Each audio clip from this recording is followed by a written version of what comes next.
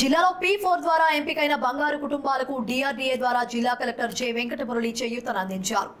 బాపట్ల జిల్లా చిన్నగంజాం మండలానికి చెందిన 13 కుటుంబాలకు సోమవారం కలెక్టర్ కార్యాలయంలోని PGRS హాల్లో జరిగిన ఓ కార్యక్రమంలో 10,95,000 రూపాయలను వివిధ రూపాయలలో అందజేశారు. వివిధ వ్యాపారాల నిమిత్తం చెక్కులను మరో ముగ్గురికి వినికిడి పరికరాలను పెద్దగంజాం గ్రామానికి చెందిన కుంకాల వెంకారెడ్డికి ఎలక్ట్రికల్ ట్రైసైకిల్ను కలెక్టర్ అందజేశారు. ఈ సందర్భంగా కలెక్టర్ మాట్లాడుతూ ప్రభుత్వం ఈ పథకం ద్వారా అందిస్తున్న చేయూతను ప్రతి ఒక్కరూ సద్వినియోగం చేసుకుని ఆర్థికంగా సామాజికంగా అభివృద్ధి చెందాలని లబ్ధిదారులు కోరారు.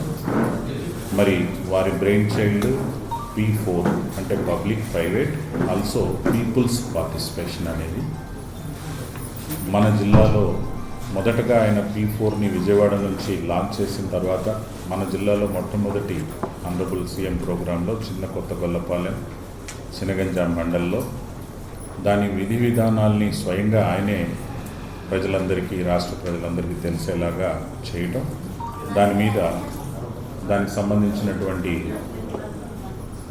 ప్రొసీజర్ అంతా కూడా మనకి తెలియడం అనేది జరిగింది. దాని ప్రకారంగా మనకు మరి ఈరోజు రాష్ట్రం అంతా కూడా అన్ని జిల్లాల కలెక్టర్లు, అన్ని జిల్లా యంత్రాంగం P4 విధానాన్ని మనము పాటిస్తూ ముందుకు తీసుకొని వెళ్తూ ఉన్నాం. మరి ఆ విధానంలో మనం చూసుకున్నప్పుడు మన దగ్గర ఉన్నటువంటి ఆల్రెడీ ప్రభుత్వం దగ్గర ఉన్నటువంటి డేటా ప్రకారంగా సమాజంలో అట్టడుగున ఆర్థికంగా అట్టడుగున ఉన్నటువంటి అత్యల్ప ఆదాయ వర్గాలలో ఒక 10% పీపుల్ని తీసుకోవడం జరిగింది. ఆ 10% పీపుల్ని కూడా మళ్ళీ మనం డోర్ టు డోర్ సర్వే చేసి 6 స్టెప్ వ్యాలిడేషన్ చేసి గ్రామ సభల్లో కూడా వాటిని ఫిల్టర్ చేసుకొని చేయడం జరిగింది.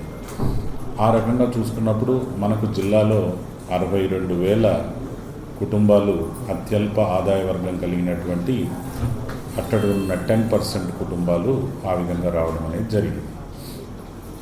మరి ఈ 62,000 కుటుంబాలకి మనము చేయూతను అందించి వాళ్ళని హ్యాండ్ హోల్డ్ చేస్తూ మెంటార్ చేస్తూ వాళ్ళని ఆర్థికంగా, సంక్షేమ పరంగా, చదువు పరంగా అనేక సామాజిక అంశాల్లో ముందుకు తీసుకొని రావడం అనేది లక్ష్యం.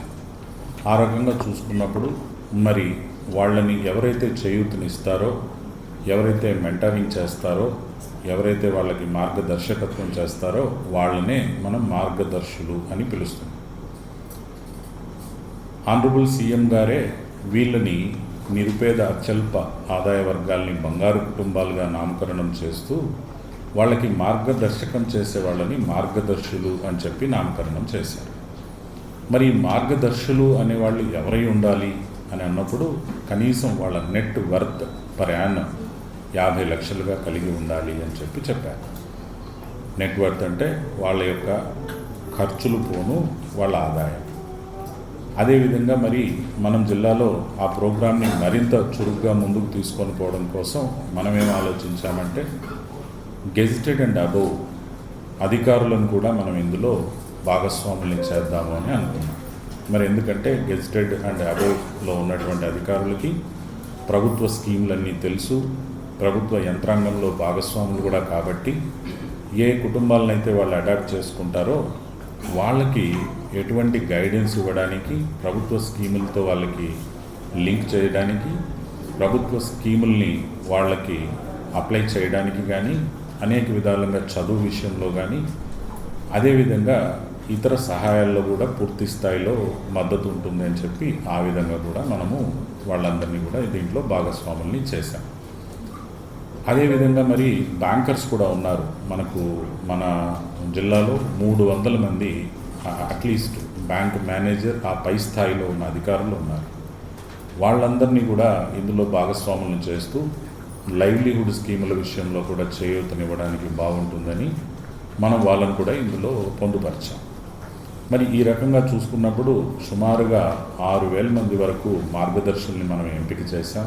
వాళ్ళందరికీ కూడా మనము ఈ బంగారు కుటుంబాల్లో ఉన్నటువంటి వాళ్ళని 5గురిని 10గురిని వాళ్ళకి ఏదైతే వాళ్ళకి తోచినంత మందిని సాయం చేసే విధంగా వాళ్ళని దత్తత తీసుకునేలాగా మనం ఏర్పాట్లన్నీ చేశాం. దీని గురించినటువంటి పోర్టల్లో ఈ వివరాలన్నీ కూడా ఉన్నాయి.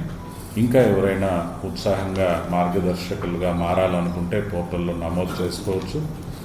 అదేవిధంగా బంగారు కుటుంబాల వాళ్ళకి మనము సహాయం చేసేటువంటి విషయం గురించి ఇప్పుడు మాట్లాడితే, ఇప్పటి వరకు మనము బంగారు కుటుంబాలని గుర్తించడం, మార్గదర్శకుల్ని గుర్తించడం వరకు బాగానే ఉంది. కానీ సహాయం చేసేటువంటి విషయంలో, దీన్ని ఫీల్డ్ లెవెల్లో పూర్తి స్థాయిలో ఇంప్లిమెంట్ చేసేటువంటి విషయంలో మనం ఇంకా ప్రారంభ దశలోనే ఉన్నాం.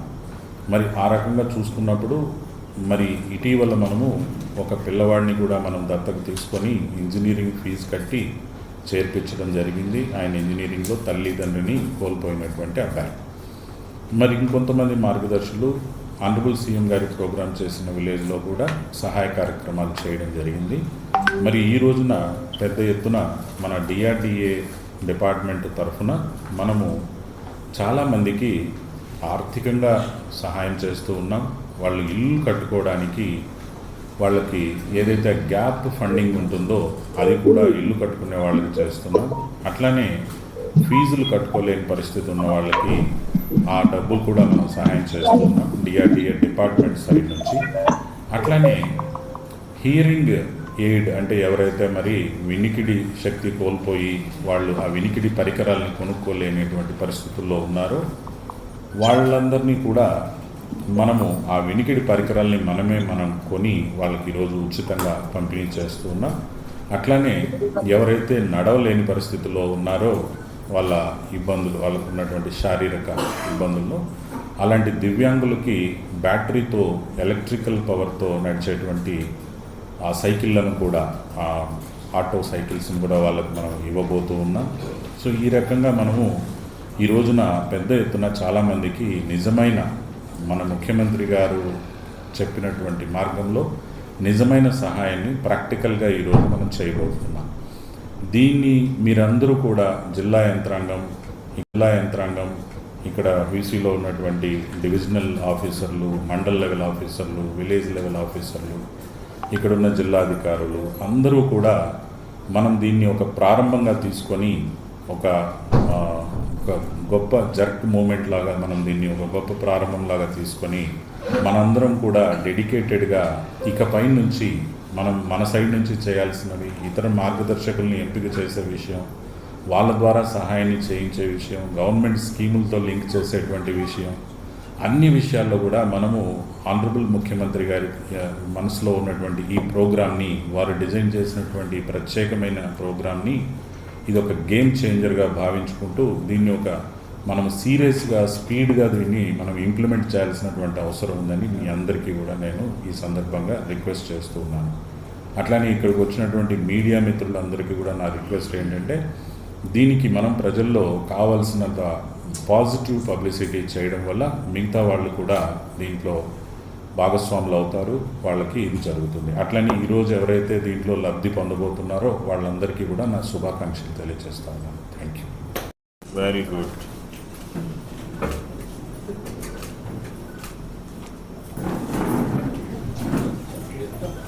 ఓకే మా అరుణ గారు వ్యాపారం రామ్మా. ఇది మన మహిళా సంఘం నుంచి శాంక్షన్ చేసి అధ్యక్షులు కూడా కరిష్మా. కరిష్మా. ఎన్ని లక్ష రూపాయలు ఏం చేస్తావు? రైట్, చూడు అక్కడ చూడు. ఓకే, చేపల వ్యాపారం చేస్తావు. ఓకే, పట్టుకో.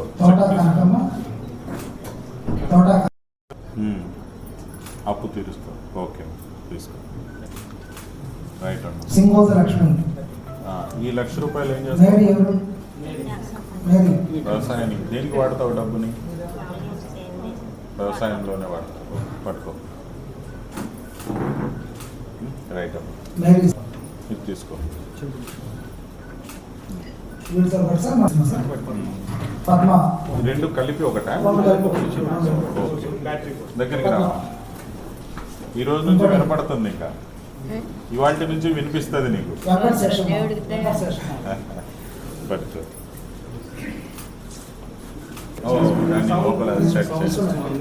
సరే, రేపటి నుంచి విందాం, బాగా వింటావు. Okay, right right. ఇది పెడితే వినపడుతుంది ఇంకా. ఓకే.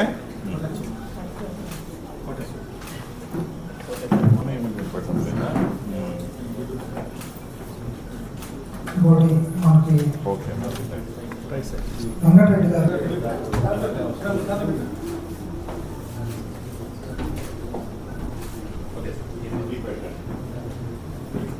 జాగ్రత్త ఏం లేవు కదా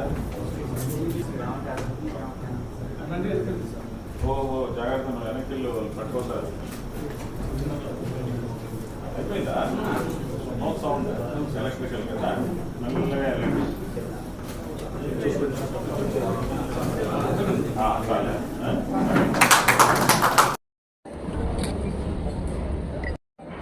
అంతే కదా ఓకే అడవట్లేదు అదేదో చేసి